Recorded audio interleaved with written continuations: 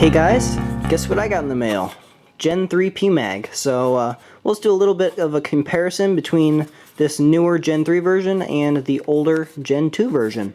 So I'm not noticing any, major differences or anything. It's just kind of, the next evolution of the Pmag, and it's definitely an improvement. I don't see anything that I dislike, or, it's definitely an improvement. So first of all, I see a little bit more traction involved here. They put some ridges on the front and back of this thing, and also just a little bit on the side here. And so not major traction differences, but when you compare it to the Gen 2, you do just get a little bit better grip on there. So I do like that. For a lot of you kind of grip hogs out there, people that really like a lot of traction on there, you're still probably going to want to stipple this, add traction tape, something like that. But definitely an improvement. And so another thing I see that's a little bit different is that they added this kind of ledge here on the back. And so what that does is that keeps you from over-inserting this magazine into the rifle. And so I'll just show you on an AR-15 here. I did safety check this rifle before the video. So when you insert this into the rifle, you'll notice that that ledge hits the mag well and keeps it from going into the rifle too far. And for me, that's not really something that I've really ever had to worry about, but for some other people who really forcibly and aggressively smack that magazine into that mag well, apparently there have been some people that have been able to take this Gen 2 Pmag and over insert it into the rifle. So that's an improvement. Not something I was really all that worried about, but I'll take it. So you have that kind of little safety against over-inserting. And the last thing that I really see is that it's just a little bit more compatible with other platforms out there. And as we see on the package here, looking at it, compatibility, it has a lot more platforms that it'll work with. I know some other platforms other than the AR-15 had issues where basically the bolt was hitting on the back of this.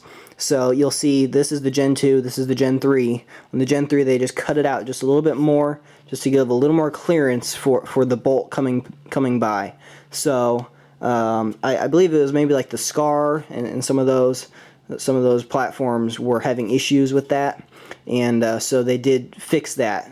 Obviously you could have just retrofitted your Gen 2 mags. It's not that hard. You just had to cut out just a little bit of section there. Easy enough to do with a Dremel, but they do it for you from the factory on the Gen 3 mag.